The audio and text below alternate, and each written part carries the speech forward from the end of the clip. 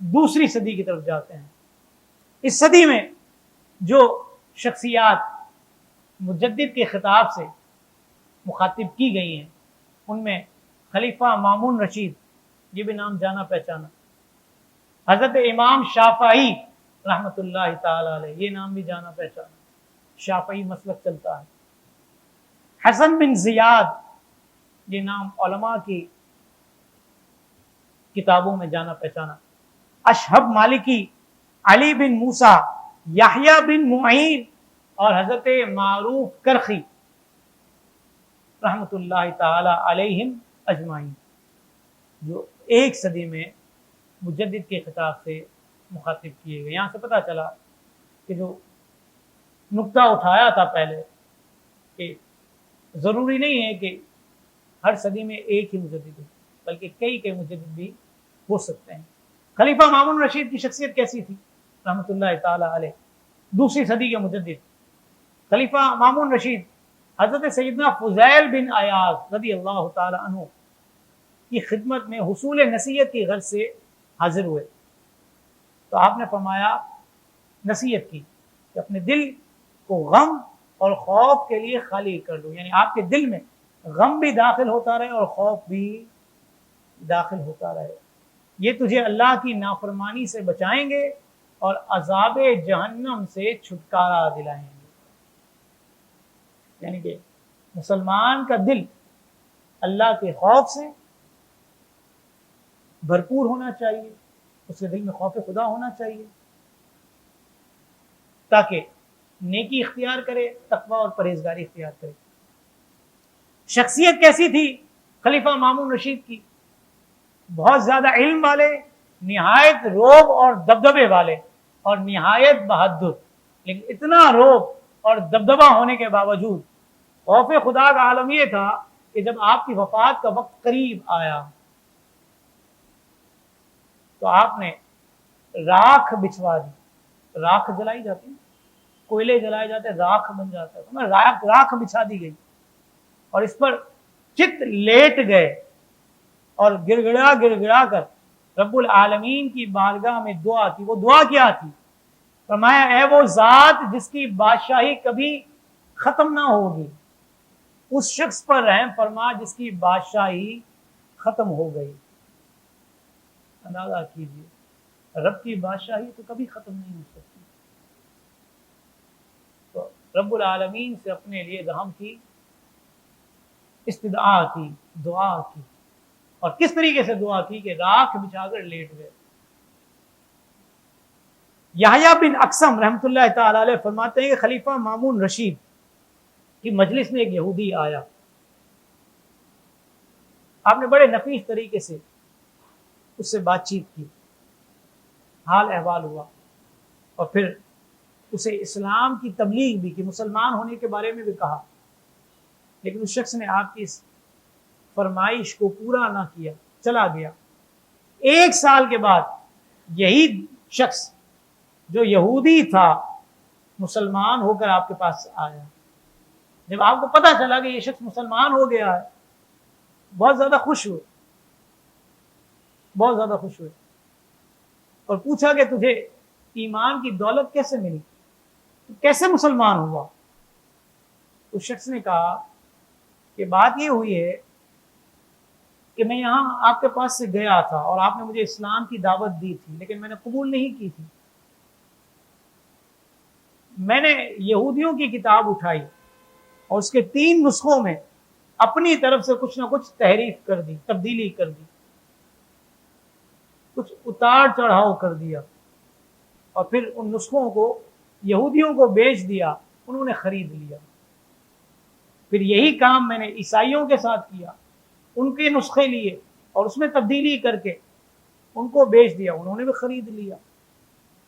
پھر میں نے یہی کام مسلمانوں کے ساتھ کیا کہ مسلمانوں کی کتاب کو لیا، اس کے 3 نسخوں میں اپنی طرف سے کچھ نہ کچھ کوشش کی، اور مسلمانوں کو بیچنا چاہا تو انہوں نے روک دیا اور کہا کہ ہم ایسے نہیں لیں گے، پہلے اس کی چھان پھٹک کریں گے۔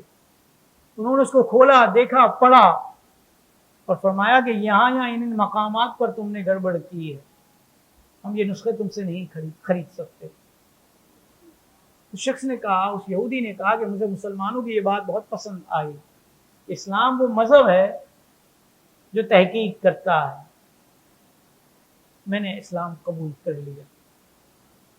خلیفہ مامون رشید کی شان تو اور بہت سی ہے، لیکن دوسری صدی کے ایک اور مجدد امام شافعی علیہ رحمہ، ان کی شان کیا تھی؟ کہتے ہیں کہ ان کی والدہ نے ان کو علم دین کے حصول کے لیے بھیج دیا۔ آپ بغداد میں رہتے تھے، ماں نے علم دین کے حاصل کرنے کے لیے آپ کو بھیجا۔ 2 یمنی چادریں آپ کو دی گئی تھی کہ بیٹا ضرورت پڑے تو ان کو فروخت کر کے اپنے گزر بسر کر لینا۔ پتہ چلا کہ اس وقت کے لوگوں کا معاملہ یہ نہیں تھا کہ کہیں سفر کرنا ہے تو بہت زیادہ مال و اسباب لے کر جاتے تھے، بلکہ اللہ پر توکل کرتے تھے۔ 2 یمنی چادریں لے کر امام شافعی نے سفر اختیار کیا، اور سفر کہاں کا کیا؟ مدینہ منورہ کا۔ مدینہ منورہ میں امام مالک رحمۃ اللہ تعالی علیہ کی صحبت میں آپ نے وقت گزارا، عرصے دراز تک رہے، پھر مکہ مکرمہ آئے اور مدینہ پھر جو ہے اپنے والدہ سے ملنے کا شوق ہوا، اجازت چاہی اپنے استاد سے، انہوں نے اجازت مرحمت فرمائی۔ لوگوں نے دیکھا کہ ان کا دینی شغف اور امام مالک کے پاس رہ کر دین حاصل کرنے کی جستجو لوگوں کو بڑی پسند آئی، انہوں نے ان پر مال خرچ کیا۔ جب حصول علم کے لیے اپنے گھر سے چلے تھے تو 2 یمنی چادروں میں تھے، جب واپس جا رہے ہیں ماں سے ملاقات کے لیے تو اونٹوں کی قطار بندھی ہوئی ہے، ساز و سامان سے لدا ہوا ہے، خود بھی اونٹ پر سوار تھے۔ ادھر والدہ کو بھی اطلاع پہنچا دی گئی تھی کہ فلاں دن میں پہنچ جاؤں گا۔ پہلے یہ ٹیلی کمیونیکیشن کا نظام تو نہیں تھا، لیکن خطوط وغیرہ کے ذریعے اطلاع پہنچائی جاتی تھی۔ ماں بھی استقبال کے لیے کہ بیٹا جو ہے عالم دین بن کر آ رہا ہے، اپنی بہن کے ساتھ باہر نکلتی ہیں پردے کے معاملات کے ساتھ۔ دور سے جب امام شافعی کی نظر والدہ پر اور اپنی خالہ پر پڑتی ہے تو وہیں آپ سواری پر اتر جاتے ہیں۔ یہ ادب ہے، ماں کا ادب ہو سکتا ہے، اس میں کسی کو شبہ نہیں ہوتا، نبی کا ادب کیا جائے تو شبہ کیوں ہوتا ہے؟ کیوں ہوتا ہے؟ غور کرنا چاہیے۔ خیر، سواری سے اترے اور پیدل پیدل ماں کے پاس گئے، ہاتھ چومے، پاؤں کو بوسہ دیا، تکریم کے جو انداز تھے وہ اختیار کیے۔ ماں بھی بڑی خوش ہوئی، بیٹے کو گلے سے لگایا، خالہ نے آپ کے سر پر ہاتھ پھیرا، شفقت فرمائی۔ پھر ماں نے کہا بیٹا میں نے تجھے علم دین حاصل کرنے کے لیے، عالم بننے کے لیے بھیجا تھا، اور جب تجھے بھیجا تھا تو 2 چادریں تمہیں دی تھی، اور آج تو آیا ہے سالوں بعد، اتنا سارا مال تیرے ساتھ ہے، آ کہاں سے گیا؟ امام شافعی نے فرمایا کہ امی جان لوگوں نے خوش ہو کر مجھے دیا ہے، تحفتاً پیش کیا ہے، میں نے کسی سے سوال نہیں کیا، کسی سے مانگا نہیں ہے، لوگوں نے دیا ہے۔ آپ رنجیدہ ہو گئے۔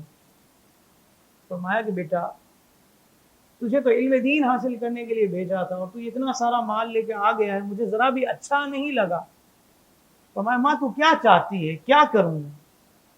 ماں نے کہا بیٹا اس کو رائے خدا میں خرچ کر دو، صدقہ کر دو۔ اسی وقت وہیں پر آپ نے غربا میں اس کو تقسیم کرنا شروع کر دیا، یہاں تک کہ آپ کے جیب میں فقط 15 درہم رہ گئے۔ کہاں تو اونٹ بھرے ہوئے تھے اسباب سے، اور کہاں جیب میں 15 درہم۔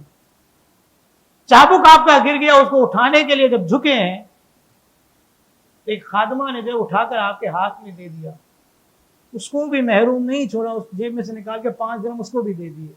اب کتنے رہ گئے؟ 10 درہم۔ ماں اس پر بھی راضی نہیں، ماں کہتی کہ بیٹا یہ 10 درہم بھی رائے خدا میں خرچ کر دو۔ یہ 10 درہم بھی خرچ کروائے ماں نے۔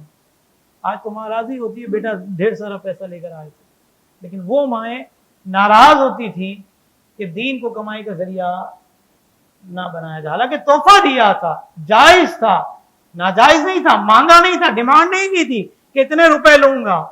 ہاں 70,000 چاہیے، لاکھ چاہیے، 1.5 لاکھ چاہیے، 40,000 کا لفافہ چلتا ہے. یہ سارے ڈرامے بازیاں اس وقت نہیں ہوا کرتی تھی جو آج ہو رہی ہیں. لیکن پھر بھی ماں ناراض ہے. سارا مال رائے خدا میں خرچ کروایا، پھر بیٹے کا ہاتھ پکڑ کے اپنی جھونپڑی میں لے گئی اور ریت پر سجدہ ریز ہو کر رب العالمین کی بارگاہ میں دعا کرتی. وہ دعا کیا تھی، سنیے وہ دعا یہ تھی، فرماتی ہیں کہ اللہ تیرا کرم ہے کہ میں نے اپنے بیٹے کو دین سیکھنے کے لیے بھیجا تھا، اے اللہ شافعی کو قبول کر لے اور اسے دین کی خدمت کی توفیق عطا فرما. جب ماں یہ دعا دے، مال سے ناراض ہو، رائے خدا میں مال صدقہ کیا جائے، تقسیم کیا جائے، تو پھر بیٹا بھی امام شافعی بنتا ہے نا. دوسری صدی کے مجدد تھے. اندازہ کیجئے کتنی صدیاں گزر گئیں. آج بھی ہم سب کے دلوں پر راج کرتے ہیں یا نہیں کرتے؟ آئیے تقویٰ اور پرہیزگاری کیسی تھی؟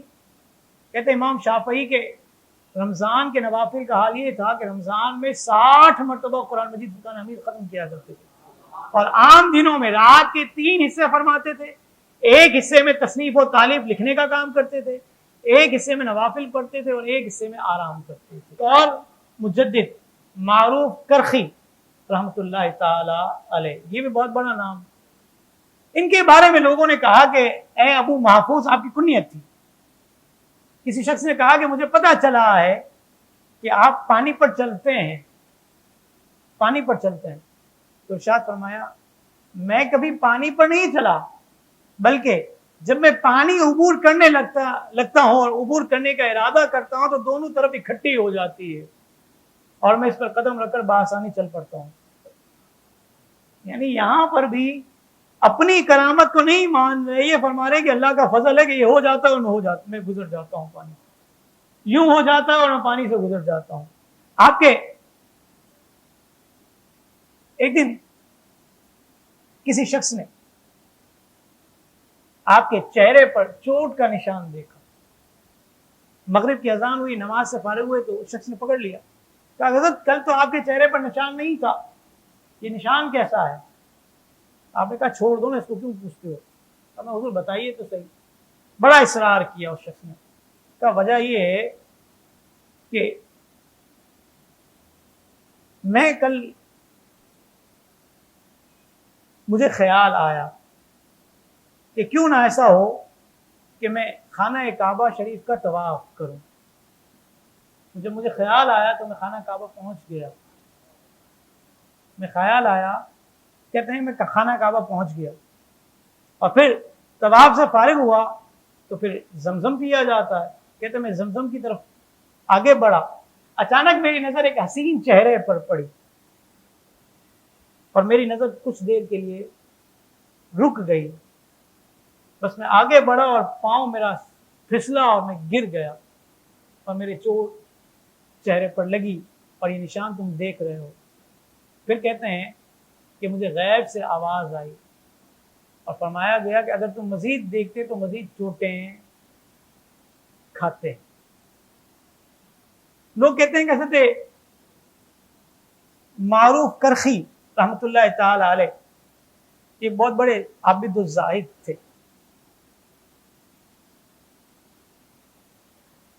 مزید اسلامک اور معلوماتی ویڈیوز دیکھنے کے لیے لائک، شیئر اینڈ سبسکرائب کے بٹن کو پریس کرنا ہرگز نہ بھولیں.